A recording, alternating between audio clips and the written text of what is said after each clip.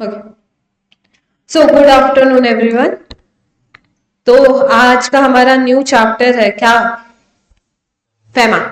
FEMA का long form foreign exchange management act 1999, जो बात करता है किसके बारे में? फॉरेन एक्सचेंज के बारे में। आज का जो सेशन है, जो फर्स्ट सेशन है, आज मैं कुछ भी लिखवाऊंगी नहीं।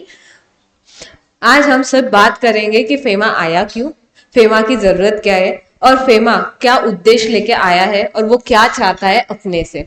जब हम बात करते हैं कि फेमा क्यों आया है, तो हमको ये एक बात पता है कि भाई डॉलर की कीमत कितनी है। अभी कितना चालू है?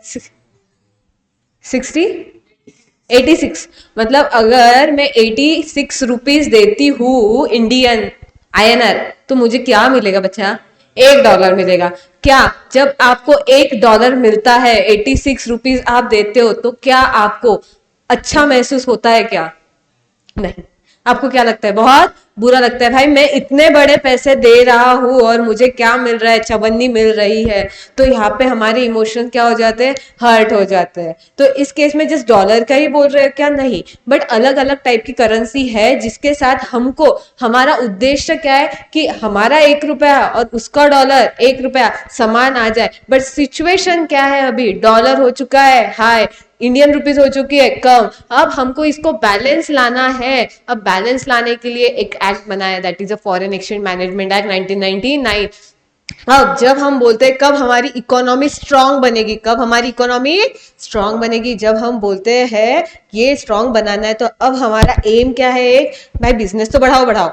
बिजनेस में बढ़ाओ मतलब क्या? आपको ये पता होगा इकोनॉमी में या बिजनेस में अभी गवर्नमेंट ने क्या किया है कि आप एक्सपोर्ट चाहे जितना कर लो, पर अगर इंपोर्ट की बारी आती है तो आपके हाथ काट दिए जाते हैं। मतलब रेस्ट्रिक्शन आपके ऊपर अप्लाई की जाते हैं। जब मैं बोलती हूँ कि आपके ऊपर रेस्ट्रिक्शन अप्लाई की जाती है, तो ये क्यों किया जाता है? Just because of foreign exchange के लिए, to maintain the foreign exchange. भाई मुझे बताओ, अगर मैं कुछ परचेस करती हूँ outside, from outside the country, मुझे क्या देना पड़ेगा? पैसे देना पड़ेगा। अब पैसे वो लोग INR में लेंगे या डॉलर में लेंगे?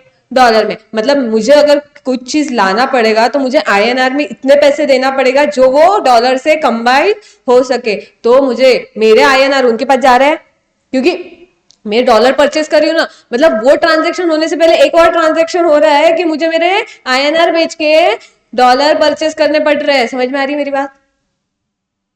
एक ये चीज आई। दूसरी चीज, हमारे सेंटिमेंट, हमारे ही सेंटिमेंट हर्ट हो रहे हैं। तो आप सोचो, जब मोदी गवर्नमेंट, मोदी जी और उधर के जो ट्रम्प, वो बैठे होंगे और उसको लगा कितना? 86, कितना? एक।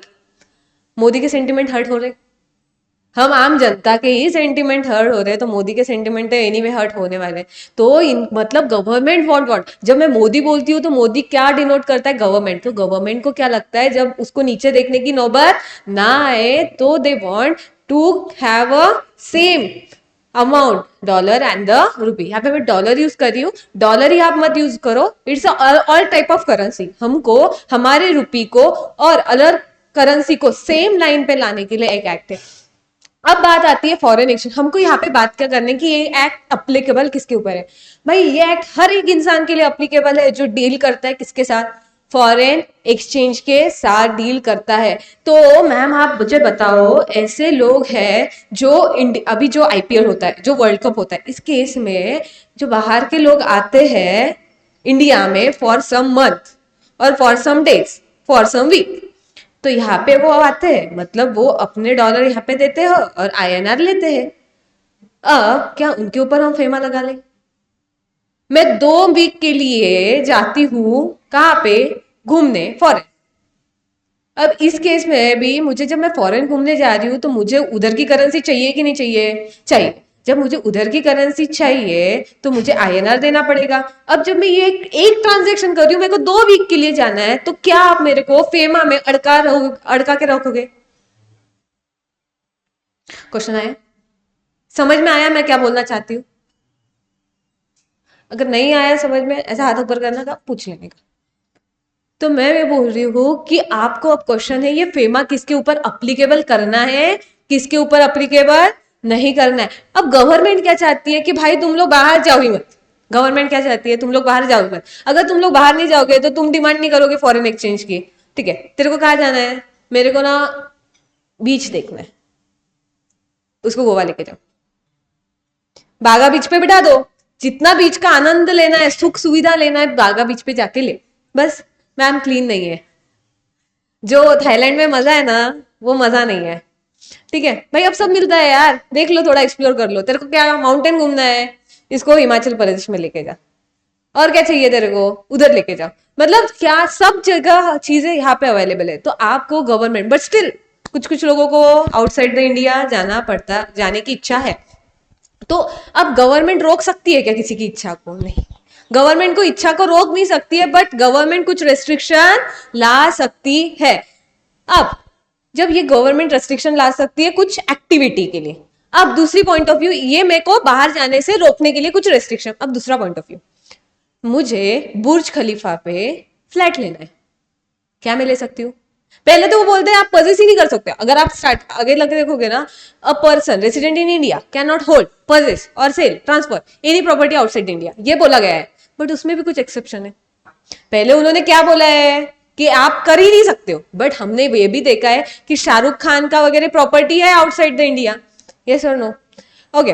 फिर हम बोलते हैं कि जो हमने पहले डिस्कस किया था आईपीएल वगैरह में कुछ टाइम के लिए लोग आते हैं और उनके ऊपर हम फेमा लगा नहीं सकते, वो आया तो वो लोग आएंगे ही नहीं, और हम तो चाहते हैं कि बाहर के लोग हमारे पास आए, हम क्या चाहते हैं, बाहर के लोग हमारे पास आए, बट हमारे वाले बाहर ना जाए, उनकी अपने हो हमारे किसी के ना हो, ये बात समझे। जब वो लोग आते हैं तो हम उसको फेमा के चंगुल में अड़का नहीं सकते, ओनली सम पॉइंट हम उसको रेफर करेंगे फॉरेन एक्सचेंज के दायरे में होके, हम ये फेमा हमारे इसमें कंसिडर करेंगे, क्योंकि हम चाहते हैं कि लोग तो हमारे पास आए, फॉरेन डॉलर हमारे पास आए, बट इंडियन रुपीज बाहर ना जाए। अब मुझे बताओ, जब ये लोग बड़े बड़े क्रिकेटर लोग, बड़े बड़े लोग यहाँ पे आते हैं तो ये उनका कमाया हुआ पैसा लेके आते हो, तो यहाँ पे आने से पहले एक वो ट्रांजेक्शन करते होंगे, उनके डॉलर कन्वर्ट कर देते होंगे किसमें, आईएनआर में। अब यहाँ पे ट्रांजैक्शन क्या हुआ, हमारे पास क्या आ गया है, डॉलर, और उनके पास क्या आ गया है, इंडियन रुपीस। अब रुपीस तो वो इंडिया में ही खर्च कर रहे हैं, मतलब क्या हमारे पास क्या आ गया, डॉलर आ गया, मतलब हमारा जो डॉलर की क्वांटिटी है वो बढ़ गई, क्यों बढ़ गई, बाहर के लोग इंडिया में आए रहने के लिए। तो अब मुझे देखना है कि फेमा किसके ऊपर मैं अप्लीकेबल करूं और किसके ऊपर अप्लीकेबल नहीं करूं, क्योंकि आप बोल रहे हो कि कोई 1-2 वीक के लिए रहने के लिए आया है, मैं 1-2 वीक के लिए घूमने के लिए जा रही हूं, तो मेरे ऊपर फेमा अप्लीकेबल नहीं हो सकता, वो पर्सन के ऊपर फेमा अप्लीकेबल नहीं हो सकता। आप बात समझ रहे हो मेरी? पहला मुद्दा क्या है मेरा, फेमा क्यों है ये समझा, दूसरी की मेरी हो, मेरी किसी की ना हो, एक बात है, मतलब क्या, डॉलर मेरा हो, मेरा आईएनआर किसी के पास ना जाए, ये पहला। अब दूसरी बात आया, क्वेश्चन आया किसके ऊपर मैं फेमा अप्लीकेबल करूं, किसके ऊपर फेमा अप्लीकेबल नहीं करूं, क्योंकि अगर मैं फेमा अप्लीकेबल कर देती हूँ, फेमा का प्रोविजन आप देखते हो तो ये थोड़े से रेस्ट्रिक्शन डाल देते हैं। एक बार अगर आप फेमा के इसमें अटक गए, आपका पैन लिंक हो गया फेमा के ऊपर, फिर देखो क्या होता है आपके पास। सो फेमा एक्ट में, जैसे कंपनी एक्ट वगैरह में देखा है, देयर आर मेनी अथॉरिटी जिनके पास, जिनके कंधों के ऊपर रिस्पॉन्सिबिलिटी दी गई है, जिसके ऊपर गवर्नमेंट ने ट्रस्ट बिल्ड किया है कि आप ये सारे कामकाज देखो, जिसमें आरओसी थे, एमसीए थे, ये सारे लोग थे कंपनी एक्ट में। अब यहाँ पे भी देयर आर मेनी अथॉरिटी जिनके पास अथॉरिटी दी गई है कि आप फॉरेन एक्सचेंज मैनेजमेंट एक्ट 1919 के हिसाब से जो भी चीजें हम आपको ये एक्ट में बोलते हैं रेगुलेट करो, तो आप उसको रेगुलेट करो। आप समझ में आ रही मेरी बात? इधर कुछ कुछ लोग हैं, वो लोग कौन है वो बाद में देखेंगे। कुछ लोग हैं जिनके ऊपर गवर्नमेंट ने भरोसा दिया है कि आप, हमको पता है कि आप ये काम कर सकते हो, तो आप ये काम करो, हमको आपको भरोसा है। तो कौन से काम करना है सर, आप मेरे को बता दो, तो भाई रुक जा, हम प्रोविजन में पढ़ने वाले कि आपको कौन सा काम करना है और कौन सा काम आपको नहीं करना है, किस किस चीज के ऊपर आपको ध्यान रखना है, किस किस चीज के ऊपर आपको ध्यान नहीं रखना है। मतलब कोई 1 वीक के लिए आया है क्या, उसके ऊपर आप ध्यान रखोगे क्या? आप, छोटा बच्चा है वो, 1 वीक के लिए आया है, रहने दो ना उसको, देखने दो इंडिया को। तो आप ऐसे नहीं करोगे, आप क्या करोगे, आपको अब देखना है कि ये एक्ट किसके ऊपर अप्लीकेबल है और किसके ऊपर अप्लीकेबल नहीं है। तो मैम आप बताओ, ये फेमा 1999 में आया, तो इसके पहले क्या नहीं था क्या कुछ एक्ट? तो था बच्चा, इसके पहले फेरा था। फेरा मतलब रेगुलेशन एक्ट था, जिसमें बहुत सारे डिमेरिट्स थे, उसको कोप अप करने के लिए एक नया एक्ट आया, उसको कुछ लिया, कुछ चेंजेस उसमें किए, और वो एक्ट का नाम कंटिन्यू नहीं रखा हमने हमने उस एक्ट का नामकरण कर दिया, और वो नामकरण क्या बोलता है, फेमा एक्ट 1999। ये न्यू एक्ट है आपके ऊपर आया हुआ, तो बट बहुत इंटरेस्टिंग है, थोड़ा टेक्निकल है क्योंकि आप लॉ के थोड़ा डील नहीं करते हो ना, दैट्स वाई थोड़ा टेक्निकल है, बट बहुत इंटरेस्टिंग है। अब हमारा कंसेप्ट है, आपने टैक्स पढ़ा है, टैक्स आपने पढ़ा है, टैक्स पढ़ा है नहीं पढ़ा है? कौन सा इनकम टैक्स? इनकम टैक्स नहीं पढ़ा, ठीक है। अगर इनकम टैक्स नहीं पढ़ा तो आपको इतना तो थोड़ा सा आइडिया होगा कि इनकम टैक्स में बोलते हैं एक दो term, that is what is the residential status. एक चैप्टर पढ़ोगे आप इनकम टैक्स में, which talk about what, residential status, मतलब कब आपकी इनकम के ऊपर टैक्स दिया जाएगा, आपको इंडियन गवर्नमेंट को टैक्स देना पड़ेगा, तब बोलते हैं जब आपका स्टेटस रेसिडेंशियल है, या जब आपने इनकम यहाँ पे कमाई है तब आपको इंडियन गवर्नमेंट को टैक्स देना पड़ेगा। सीधी सी बात है, ये टैक्स बोलता है। अभी वही थोड़ा सा रिलेवेंस यहाँ पे लिया है टैक्स का। अब टैक्स का रिलेवेंस इन्होंने क्या लिया है, देखो भाई, हमने एलएलपी में देखा था, कब हम बोलेंगे किसी को रेसिडेंट इंडिया है, वहां पे 120 डेज थे, जो हमने कंफ्यूज हो गया था ना, 120 और 182 डेज, तो एलएलपी में याद रखना 120 डेज है। अब यहाँ पे देखो, यहाँ पे बोला गया है जब मैं बोलती हूँ कब एक पर्सन को मैं रेसिडेंट बोलूंगी और कब मैं एक पर्सन को नॉन रेसिडेंट बोलूंगी, तो मैं एक पर्सन को रेसिडेंट तब बोलती हूँ जब वो पर्सन लास्ट फाइनेंशियल ईयर में इंडिया में 182 डेज मिनिमम रहना चाहिए, तब मैं क्या बोलूंगी उसको, रेसिडेंट ऑफ इंडिया बोलूंगी। कितने दिन रहना चाहिए बच्चा, 182 डेज रहना चाहिए। तो मैम कंटिन्यू 182 डेज रहना चाहिए या बीच बीच में वो आ जा सकता है? भाई कैसे भी करो, आ जा रहा हो, अपने को मतलब क्या है, 182 डेज, 100 दिन रहे, 10 दिन बाहर जा, और 10 दिन आ, और 10 दिन बाहर जा, और 10 दिन आ, कुछ भी करना तू, कितना इंपॉर्टेंट है। अगर 182 डेज तू अगर इंडिया में रहता है तो मैं क्या बोलूंगी, तू क्या है, रेसिडेंट ऑफ इंडिया है। अब यहाँ पे तो आपको जस्ट दो टर्म है, resident of India and non resident of India. Tax में रेसिडेंशियल चैप्टर बहुत अच्छे, ठीक है। आपको ना मैं ये बताती हूँ कि यहाँ से ना मोस्टली क्वेश्चन आते हैं रेसिडेंशियल स्टेटस से, कि यहाँ पे आपको बहुत मस्त से पहेली दी जाएगी कि एक पर्सन है, वो इतने दिन के लिए आया है, इतने दिन के लिए नहीं आया है, इतने दिन के लिए फिर से गया है, ये इसने इनकम किया है, अब मुझे बताओ इसका रेसिडेंशियल स्टेटस क्या है, मतलब क्या क्या इसके ऊपर आप फेमा अप्लाई कर पाते हो या नहीं कर पाते हो। This is a basic question which have been asked from this chapter, बाकी कुछ भी नहीं है। अगर आप देखते हो ना रेसिडेंशियल चैप्टर के 4-5, मतलब ये जो है ना, ये चार्ट से ही 4-5 पेजेस भरे हुए, ये 4-5 पेजेस क्या बात करते हैं, यही बात करते हैं। तो ये जो भी चीजें हैं 4-5 पेजेस, हम ये 3 एक डायग्राम के थ्रू कवर करते हैं। कितने पेजेस है गिने, 3-4-5 पेजेस तो है ही है। रेसिडेंशियल स्टेटस, रेसिडेंशियल स्टेटस, कब रेसिडेंट है, कब रेसिडेंट नहीं है, ब्ला ब्ला समथिंग लाइक दिस। एंड उसके बाद हम स्टार्ट करते हैं क्या, सेक्शन नंबर, कि अगर आपको डील करना है तो आप कैसे डील कर सकते हैं। Okay, shall we start with the residential. Okay, अब हम ये क्यों पढ़ रहे हैं, हमको बताओ बच्चा, क्योंकि हमको देखना है कि हमको फेमा किसके ऊपर अप्लाई करना है और किसके ऊपर अप्लाई नहीं करना है। हम बात करते हैं जो भी रेसिडेंट ऑफ इंडिया के क्राइटेरिया में आता है, हम उसके ऊपर फेमा अप्लीकेबल करते हैं। अब हमको देखना है कौन रेसिडेंट ऑफ इंडिया के कैटेगराइज में आता है। एक तो एक बात तो हमने सिंपल सी बड़ी 182 डेज का क्राइटेरिया देखना है, उसके बाद भी कुछ गफला गफली है, क्योंकि प्रोविजन अगर इतने सिंपल होते तो क्या उसका नाम प्रोविजन होता है, क्या नहीं होता। तो प्रोविजन को डिफिकल्ट बनाना है और बनाते हैं, बट हमको सिंपली तरीके से बात करनी है। देखो बहुत अच्छी डेफिनेशन दी है, person resident outside India means who is not resident India. कौन पर्सन रेसिडेंट आउटसाइड है, मतलब कौन विदेश में रहता है जो इंडिया में नहीं रहता। क्या बात बोली है, कौन पर्सन रेसिडेंट आउटसाइड है जो रेसिडेंट ऑफ इंडिया नहीं है। मतलब इंडियन स्टेटस कितना हो सकता है, सॉरी स्टेटस क्या क्या हो सकता है आपका, बताओ आपका क्या स्टेटस है अभी, रेसिडेंट ऑफ इंडिया।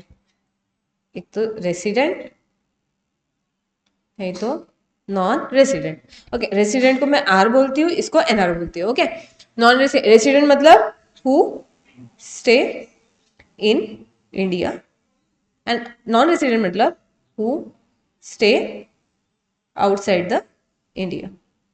इतनी बात क्लियर है, यहां तक कोई डाउट?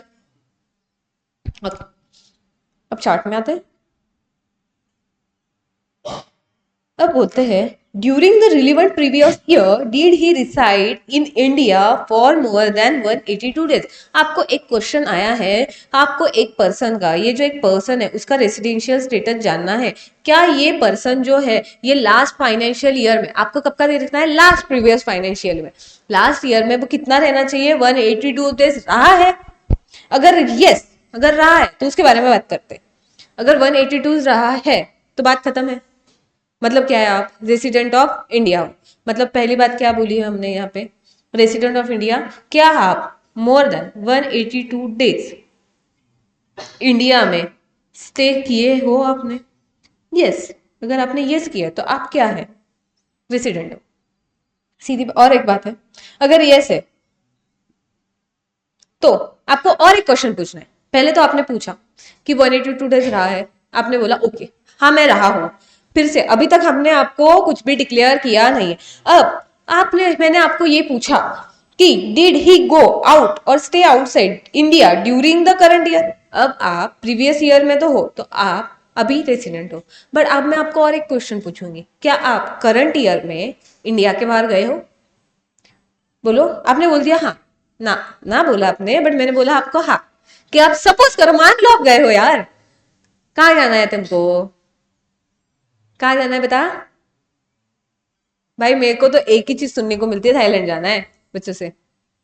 वही जाना है, बाली। बाली भी नहीं जाना है, यूएसए जाना है।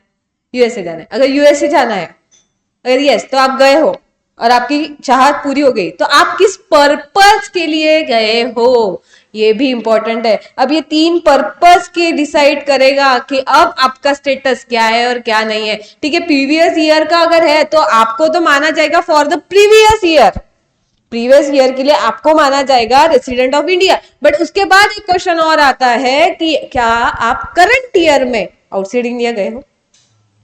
अगर आप गए हो तो क्या वो तीन पर्पस के लिए गए हो, तो डिसाइड करेगा फिर से कि आप रेसिडेंट हो या नॉन रेसिडेंट हो। ओके।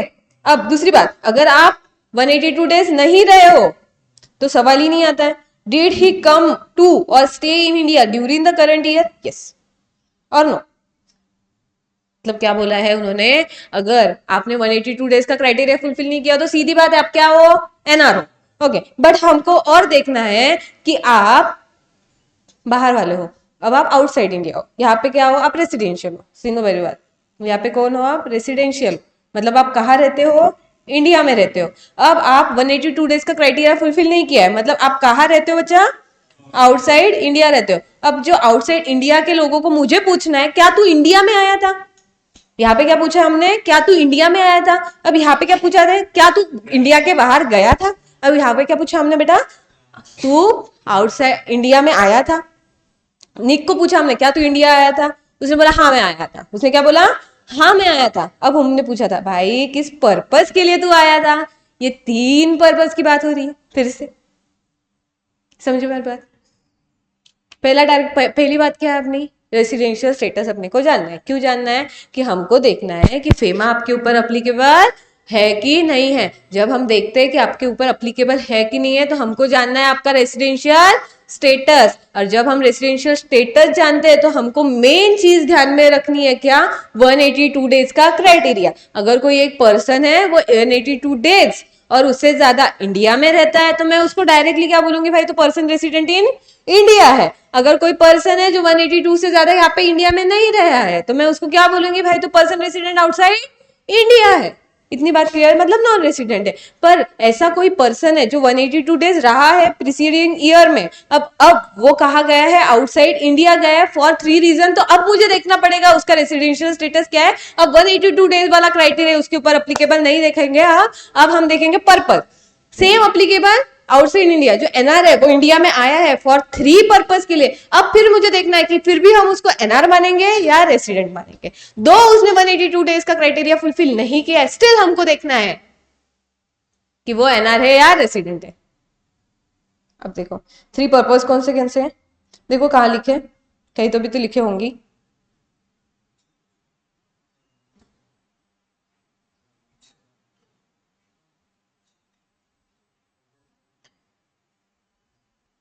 और नीचे कहाँ है?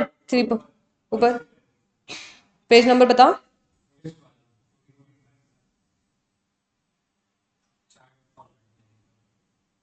6।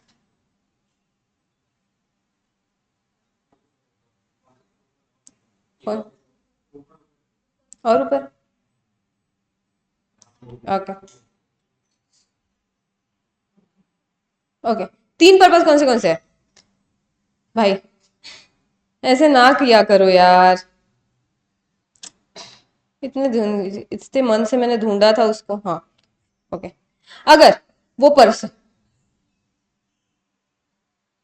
आंख में चोली खेल रहा है यार। पहले हम देखते हैं कि हम इंडियन सिटीजन की बात करते हैं। फॉर एग्जाम्पल हम किसका, कृष्णा का एग्जाम्पल लेते हैं। Krishna, are you okay with the example? Okay. Krishna एक रेसिडेंट ऑफ इंडिया है क्योंकि वो लास्ट प्रीवियस ईयर में 182 डेज इंडिया में रहा है। तो हम बोलते हैं कृष्णा का स्टेटस क्या है बच्चा? रेसिडेंट ऑफ इंडिया है। अब बात करते हैं, कृष्णा बन गया सीए, और जब वो सीए बन गया है तब उसमें आ गई है नई चाहत, और वो चाहत है क्या? आउटसाइड इंडिया जाने की। अब कृष्णा जो है आउटसाइड इंडिया जाता है for the purpose of taking what? Employment. उसको सीए बनने के बाद outside India that is USA में जॉब लग गई है। अब वो जाता है एम्प्लॉयमेंट करने के लिए, किस कहाँ पे? यूएसए में। तो हम क्या बोलेंगे? दो वो 182 डेज रहा है, हम इसको क्या बोलेंगे? Non resident. अगर wait wait wait wait, confuse नहीं होने का, बुक में नहीं देखना अभी, मैं जो बोल रही हूं उसमें सुनने का। अब दूसरी बात है, अगर कृष्णा, एम्प्लॉयमेंट की बात हो गई एक, अगर कृष्णा सीए बनता है और कृष्णा जाके अपना बिजनेस ओपन करता है, कहाँ पे? आउटसाइड इंडिया में। दो वो 182 डेज इंडिया में रहा है, फिर भी मैं क्या बोलूंगी उसको? नॉन रेसिडेंट बोलूंगी। और any other person, any other purpose जिसके लिए वो उसका आना डिसाइड नहीं है, वो अनसर्टेन पीरियड के लिए गया है, तो फिर भी मैं उसको क्या बोलूंगी? एनआर बोलूंगी। दो उसने 182 डेज का नॉर्म फुलफिल किया है, बट अभी करंट ईयर में अगर वो गया है कहाँ पे? Outside India. तीन पर्पस में से कोई भी एक पर्पस के लिए, एक तो एम्प्लॉयमेंट के लिए जा सकता है, मतलब नौकरी करने जा सकता है, अपना कोई बिजनेस स्टार्ट करने जा सकता है, और फॉर एनी अदर रीजन जिसमें उसका जाने की टिकट तो कंफर्म है बट आने की टिकट कंफर्म नहीं है, मतलब अनसर्टेन पीरियड के लिए वो गया है, तो भी मैं क्या उसको बोलूंगी? नॉन रेसिडेंट ऑफ इंडिया बोलूंगी। समझ में आ रही है मेरी बात? तो अभी देखो अगर तीन पर्पज में गया है, अगर वो यस है तो उसको क्या बोलेंगे अपन? Person resident outside India. अगर तीन पर्पज में से किसी एक पर्पज को ही नहीं गया, घूमने गया है, तो हम उसको क्या बोलेंगे? Person resident in India. मतलब भाई जाओ, बट जाने से भी अगर आप तीन पर्पज के लिए जा रहे हो, तीन में से एक पर्पज के लिए जा रहे हो, तो आपको फिर भी मैं क्या बोलूंगी? Person resident outside India. अगर आप तीन पर्पज में से नहीं जा रहे हो किसी एक पर्पज के लिए, तो मैं आपको क्या बोलूंगी? पर्सन रेसिडेंट इन इंडिया बोलूंगी। और अगर आप गए ही नहीं बाहर और आप 182 डेज हो, तो सीधी सी बात है बच्चा, नो बकवास, आप क्या बोलोगे? मैं आपको पर्सन रेसिडेंट इन इंडिया। अगर कृष्णा कहीं गया ही नहीं तो तीन पर्पस की बात ही नहीं आती है, सीधा मैं क्या बोलूंगी? भाई लास्ट ईयर कहाँ रहा है तू? इंडिया में रहा है, कितने दिन के लिए रहा है? 182 days. Okay, person resident India. Nick से पूछूंगी, निक जॉन पता है ना कौन है? प्रियंका चोपड़ा का हस्बैंड।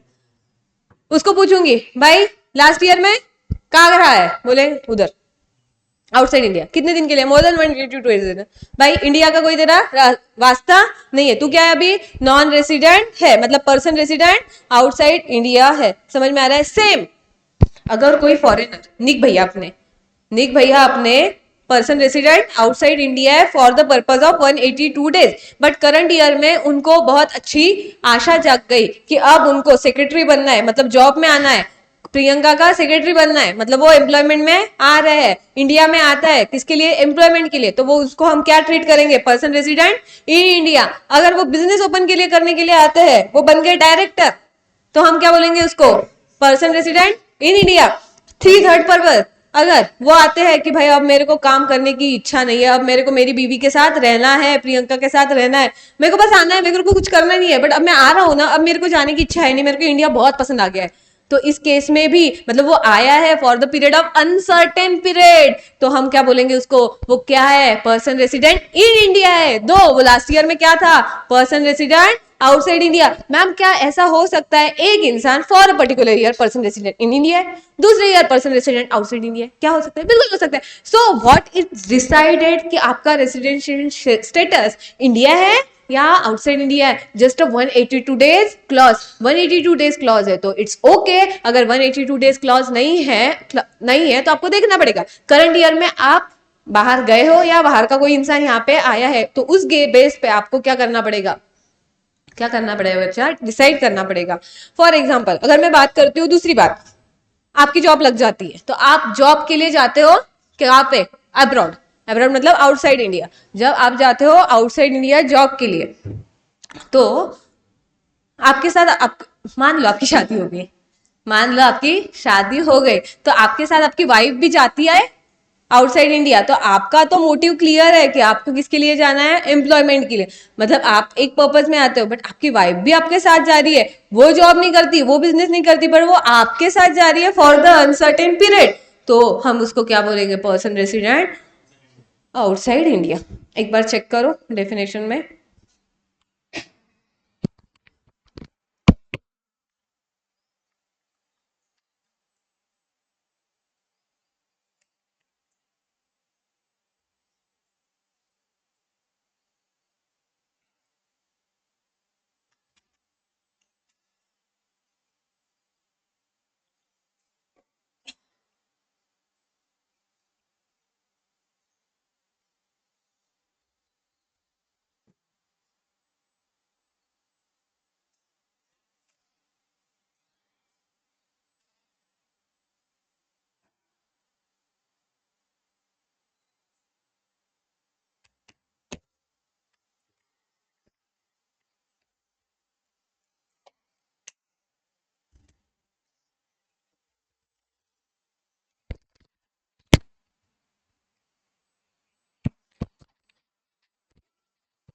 आज का समझ रहा है ना, अभी का दिमाग में जा रहा है पक्का?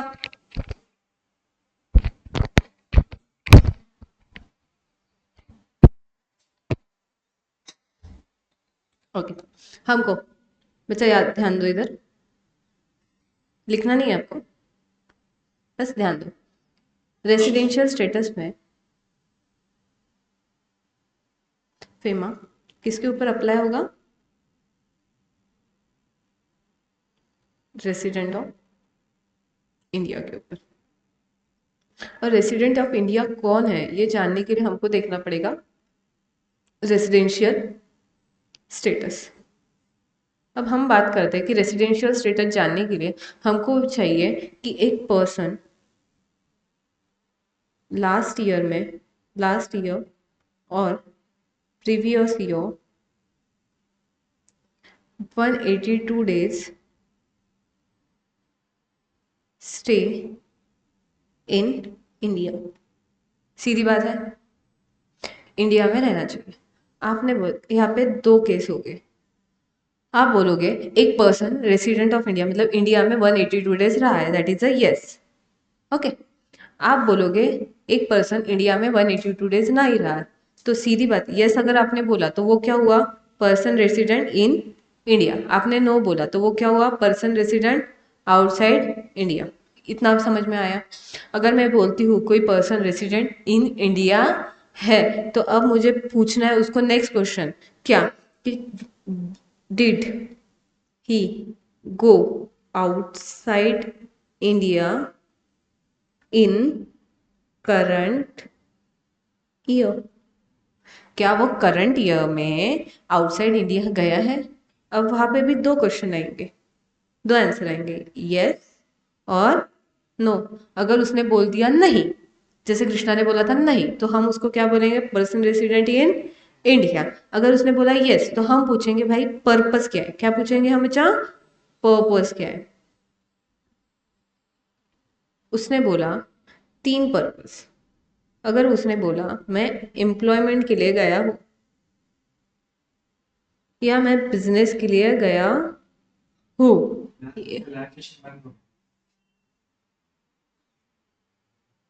क्यों बंद हुआ? मेरे से तो चालू है। मैम क्लियर नहीं है स्क्रीन, क्यों नहीं है? क्या करना चाहिए मैंने? धनेश्वर मैम है क्या? बताओ ना। भाई इनका तो 4/4/11 को मैसेज है।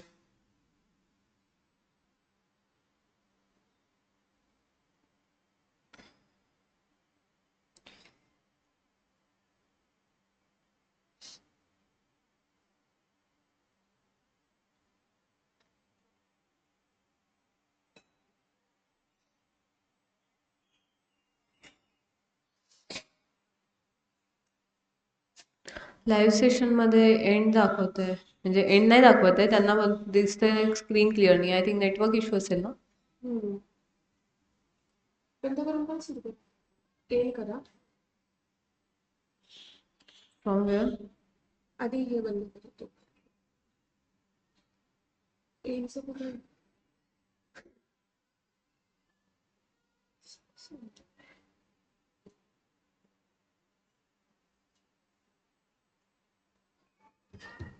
गो टू बॅच शोरूम.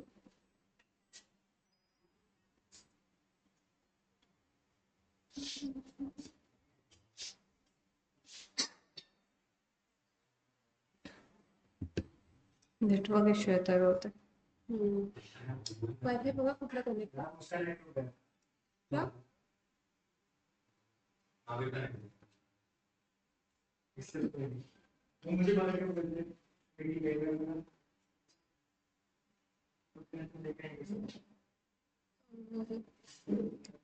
तो बॅक जाऊ परत.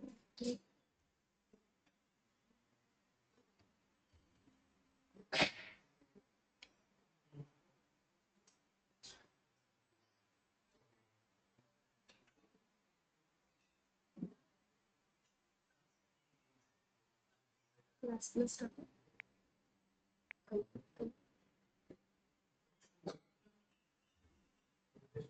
Network issue. रेकॉर्डिंग टाकू. 20 मिनिट्स बाकी आहे. सेव्ह आहे तर मग थांबायचं असेल तर थांबू. 20 मिनिट बाकी आहे. 10-15 मिनिट नंतर थांबू. मग फक्त ग्रुपवर मेसेज टाका की आजचं लेक्चर येऊन जाईल. मग जेवढा तुमचा 20 मिनिट्सचा पार्ट मिस झाला असेल तुम्ही बघून घ्या. ठीक आहे, नंतर टाकते.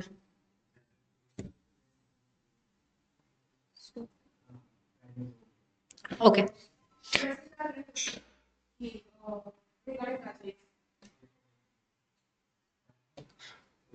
नेटवर्क इश्यू मुझे बंद पड़ रहा है. रिकॉर्डिंग आ जाएगी. ओके, हम बात कर रहे थे, हम कहाँ थे बच्चा? मैं भूल गई. शुरू से बंदा सुनाती के लिए. ओके, हम बात कर रहे थे कि एक पर्सन लास्ट ईयर में, प्रीवियस ईयर में कहाँ है. अगर 182 डेज हम लोग को पूछना है कि क्या वो इंडिया में है. अगर उसने बोला हाँ तो हम बोलेंगे तू पर्सन रेसिडेंट ऑफ इंडिया है. अगर उसने बोला नहीं तो हम बोलेंगे उसको वो पर्सन रेसिडेंट आउटसाइड इंडिया है. जब हम बोलते हैं पर्सन रेसिडेंट इन इंडिया, अब हमको उसको क्वेश्चन पूछना है क्या तू करंट ईयर में बाहर देश में गया है. अगर तूने बोला हाँ नहीं तो बोलेंगे पर्सन रेसिडेंट इन इंडिया. अगर उसने बोला हाँ तो मैं गया हूँ. अब भाई तू किस पर्पज के लिए गया है, तो वो बोलेगा अगर मैं एम्प्लॉयमेंट के लिए गया हूँ तो आप क्या बोलोगे उसको? Person resident outside India. अगर वो गया है बिजनेस के लिए तो मैं क्या बोलूंगी उसको? Person resident outside India. अगर वो अनसर्टेन पीरियड के लिए गया है फिर भी मैं उसको क्या बोलूंगी? पर्सन रेसिडेंट आउटसाइड इंडिया बोलूंगी. समझ में आ रही बात? ओके. ये हुआ क्या कि कोई भी पर्सन रेसिडेंट इन इंडिया है उसके पहले. अब कोई ऐसा पर्सन है जो 182 डेज इंडिया में आया ही नहीं है, कभी इंडिया में आया ही नहीं है इसके पहले, बट अब उसको हम नॉर्मली क्या बोलेंगे? Person resident outside India. But अब मेरे को उसको फिर से एक क्वेश्चन पूछना है. क्या? Did he come India in current year? अब मैंने क्वेश्चन क्या पूछा उसको? क्या तू करंट ईयर में इंडिया में आया है बच्चा? तो वो बोलेगा मैं नहीं, मैं नहीं आया हूं. तो मैं तेरे को क्या बोलूंगी? Person resident outside India. उसने बोला यस मैं आया हूं. तो अब फिर से मेरे 3 क्वेश्चन रहेंगे. भाई तेरा उद्देश्य बता, मतलब क्या? तेरा पर्पस बता. अब पर्पस कितने हो सकते हैं बेटा? 3 पर्पस हो सकते. क्या तू एम्प्लॉयमेंट के लिए आया है? क्या तू बिजनेस के लिए आया है, और क्या तू अनसर्टेन पीरियड के लिए आया है। तो वो बोलेगा एम्प्लॉयमेंट के लिए आया है, यस।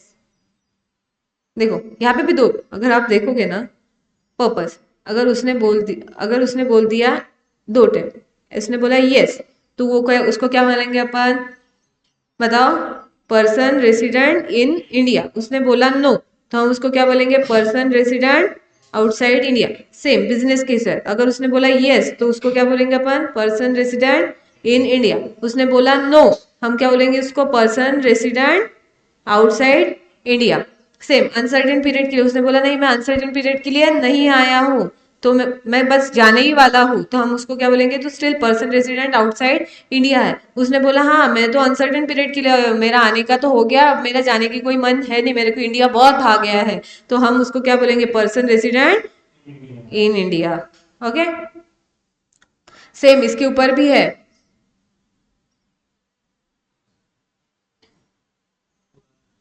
एम्प्लॉयमेंट, यहाँ पे भी दो टर्म, यस और नो। क्या वो हम एम्प्लॉयमेंट के लिए गया है, अगर वो एम्प्लॉयमेंट के लिए गया है तो हम बोलेंगे पर्सन रेसिडेंट आउटसाइड इंडिया। अगर वो एम्प्लॉयमेंट के लिए गया नहीं है, मजे मारने गए हैं, तो हम उसको क्या बोलेंगे, person resident in India. Business के लिए गया है, नहीं गया है, यस गया है, तो हम बोलेंगे उसको पर्सन रेसिडेंट आउटसाइड इंडिया। अगर वो नहीं गया है तो मैं क्या बोलूंगी उसको, person resident in India. Same uncertain period के लिए गया है तो मैं क्या बोलूंगी, पर्सन रेसिडेंट आउटसाइड इंडिया। अगर वो नहीं गया तो मैं क्या बोलूंगी उसको, पर्सन रेसिडेंट इन इंडिया। तो ये बेटा चार्ट जो है ना आपका, ये पूरा आपके केस स्टडी के आंसर दे देगा। अगर आप देखोगे लास्ट ईयर क्वेश्चन पेपर, ये चार्ट आपको सारे आंसर देना है। 182 डेज था, ओके रुक जा, एकदम डिसाइड मत कर, पर्पस देख, अभी कहाँ गया है वो, ये पर्पस के लिए गया है, उसके बाद डिसाइड कर। कभी कभी वो खुद के उनके पर्सन के लिए नहीं पूछता है, उनकी बीवी के लिए पूछता है, तो आपको ये भी देखना है। अगर उसकी बीवी जॉब बिजनेस के लिए नहीं गई है बट उसके साथ गई है, अनसर्टेन पीरियड के लिए गई है, तीन पर्पज में कवर है, तो भी हमको उसका रेसिडेंशियल स्टेटस चेंज होना है। अगर वो पर्सन रेसिडेंट ऑफ मतलब PRII बन जाता है तो उसके ऊपर क्या अप्लाई है बेटा, फेमा अप्लीकेबल हो जाता है, तो हमको उसको गिरफ्तार करना पड़ेगा इन द फेमा प्रोविजन के साथ। पुलिस गिरफ्तार नहीं करेंगे, फेमा के अंडर गिरफ्तार करना पड़ेगा। आप समझा ये क्या क्यों आया है, एक फटाक से बता देते हैं। फेमा आया है कि फेमा चाहता है कि दूसरे वाली की अपनी हो जाए बट अपनी किसी की ना हो। जब हम ये बात करते हैं तो डॉलर अपना हो जाए और इंडियन रुपीज उनकी नहीं जाओ। इसको प्रमोट करने के लिए कुछ रेस्ट्रिक्शन लाया है, बट रेस्ट्रिक्शन ही सब समस्या का हल नहीं होता है, हमको रेगुलेशन भी लाना पड़ता है। रेगुलेशन मतलब क्या होता है, टू रेगुलेट द एक्टिविटी, क्योंकि प्रोहिबिशन सब चीजों का हल नहीं है। फॉर एग्जाम्पल मैं आपको बोलती हूँ आप बहुत फोन यूज करते हो, आप आज से फोन यूज ही मत करो, तो भाई उसके साथ कुछ अच्छी चीजें भी जुड़ी हुई है ना। मैं आपको प्रोहिबिट नहीं कर सकती हूँ, बट मैं आपको क्या कर सकती हूँ, रेगुलेट कर सकती हूँ। Same applicable with the FEMA. आप सोचो फॉरेन एक्सचेंज में ट्रेड करने के लिए मैं रेस्ट्रिक्ट नहीं कर सकती हूँ, बट मैं उसको क्या कर सकती हूँ बेटा, रेगुलेट कर सकती हूँ। तो you have to study the regulation जो फेमा एक्ट में बनाई गई है, किसके लिए, एक पर्सन को अगर ट्रांजैक्शन करना है फॉरेन एक्सचेंज के साथ तो उसके लिए बनाई गई है। कब मैं बोलूंगी कि आपको फेमा स्टडी करना है और फेमा में आपके ऊपर अप्लाई कर सकती हूँ, तो मैं बोलती हूँ अगर आप रेसिडेंट ऑफ इंडिया हो तो मैं आपको बोलूंगी क्या आपको फेमा कंप्लाई करना पड़ेगा। तभी जब आप ट्रेड करते हो किसके साथ, फॉरेन एक्सचेंज में ट्रेड करते हो। आप कभी फॉरेन एक्सचेंज में गए ही नहीं हो, फॉरेन में गए ही नहीं हो, तो क्या आपके ऊपर फेमा आएगा, क्या नहीं आएगा। और एक बात आती है इसके ऊपर, एक इंटरेस्टिंग बात बताती हूँ, ये तो आगे पढ़ेंगे हम, जो मैं अभी बात बताती हूँ, बट इंटरेस्टेड है इसलिए सुनती हूँ कि आप बोलते हो रेसिडेंशियल स्टेटस, जब मैं अब्रॉड जाती हूँ या अब्रॉड से कोई इंसान अंदर आता है तो मैं फेमा के बारे में सोच सकती हूँ। पर दूसरी बात ये समझो, आप कभी फेमा, आप आउटसाइड इंडिया गए ही नहीं हो, फिर भी आपके ऊपर फेमा लग सकता है। कैसे, अगर आपके ऊपर दादा परदादा के टाइप से कुछ डॉलर है, कोई यूरोज है, ऐसी कुछ करेंसी है जो आपने होल्ड करके रखे है for the up to the particular limit, तो ठीक है, जो जिसको करेंसी ये करने का शौक होता है ना, एक्यूमुलेट करने का, वो तो छोड़ो, पर आपने एक्यूमुलेट किया है for the just a show piece, it's okay. But आपने $10,000 स्टोर करके रखा है, तो आप रेसिडेंशियल स्टेटस नहीं है पर फिर भी आप फेमा के दायरे में आते हो। और एक कंसेप्ट चलता है कि भाई हवाला, ये सुना है हवाला, इंडिया आपने पुणे में कहा है पता है हवाला? एक्चुअली चलता है हवाला। हम बोलते हैं कि भाई तेरे को बाहर घूमने जाना है, कहाँ? दुबई घूमने जाना है। अब तेरे को दुबई घूमने जाना है तो तेरे को फॉरेन एक्सचेंज चाहिए। तू जा दुबई घूमने, बट तेरे को एक लिमिट तक ही फॉरेन एक्सचेंज मिलेंगे। ठीक है, ये बोला है किसने? गवर्नमेंट ने। अब आप, मैं बोल रहा हूँ कि भाई इतने, मतलब मैं मेरी खून पसीने की कीमत लेके एक टिकट बुक करके मैं अगर दुबई जा रहा हूँ, तो आई वांट कि मैं मेरा वहां पे बहुत खुल के मजे लूँ। तो मैं जब चाहती हूँ मेरे को खुल के मजे लूँ, तो मेरे को जेब में लक्ष्मी जी तो होनी चाहिए। अब मेरे को गवर्नमेंट ने रेस्ट्रिक्शन दे दी है, लक्ष्मी जी तू एक लिमिट तक ही जेब में रख सकती है, तो मेरे मजे में रेस्ट्रिक्शन आ गए कि नहीं आ गए? But still I want the मजे, चाहिए ना। तब मेरे को एक मैं यूज कर सकती हूँ, which is not a lawful. हवाला जो कंसेप्ट है वो लॉफुल नहीं है। हवाला क्या कंसेप्ट है? यहाँ पे एक पर्सन होगा, उसको आप जाके इंडियन रुपीज दे दोगे, वो बोलेगा ठीक है, आपको, आप कहाँ जा रहे हो? दुबई। दुबई में तेरे को इसके फॉरेन एक्सचेंज मिल जाएंगे। अब ये होता है इलीगल, ये लीगली परमिटेड नहीं है, बट ये चीजें होती है। क्यों? ये गवर्नमेंट को भी पता है ये होती है, बट गवर्नमेंट को ही इसकी बहुत ज्यादा जरूरत है, क्योंकि पॉलिटिकल पार्टी इसके थ्रू ही अपने काम चलवाती है। आपको पता है पुणे में हवाला क्या है? प्रेस्टीज पॉइंट पे है, वहां पे हवाला। क्या मस्त तो होता है ना वो। और पता है, 2 नंबर का काम होता है ये हवाला। 2 नंबर के काम में 1 नंबर के काम से ज्यादा लॉयल्टी होती है। मैं क्या बोली, समझी आपको?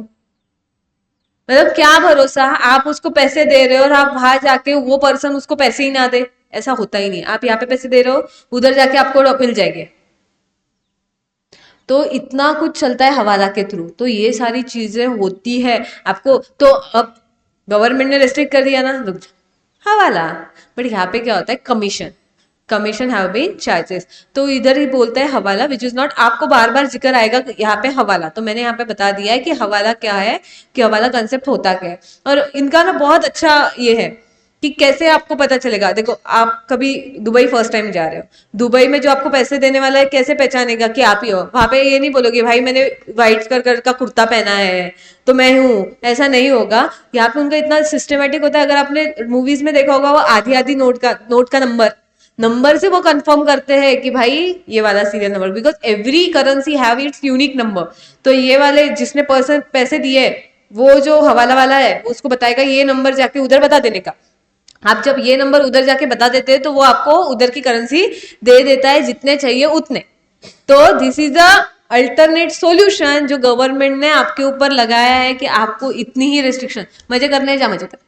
तो मजे करने में कोई दिक्कत नहीं आनी चाहिए बिकॉज ऑफ करेंसी। तो many people use kind of this.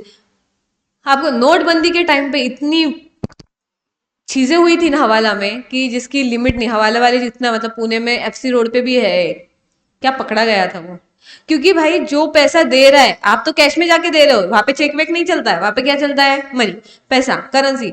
तो वहां पे जो करेंसी देना है, अब एक बार उसके दे दिए तो आपका उसके ऊपर का राइट खत्म हो गया। अब उसको वो कैसे व्हाइट, ब्लैक से व्हाइट करना है, वो उसका काम। अब जब करंट नोटबंदी हो गई थी, तो एक या दो ही लोग हैं जो पकड़े गए थे, और एक बार सरेंडर हो गया तो आपको पता है ये जो बेनामी है लो चीज है, उसके ऊपर डायरेक्ट 30% पेनल्टी अलग और बहुत सारा जाता है। और कुछ कुछ तो पूरा कब्जा ही हो जाता है उनके ऊपर। तो these are the things which happen.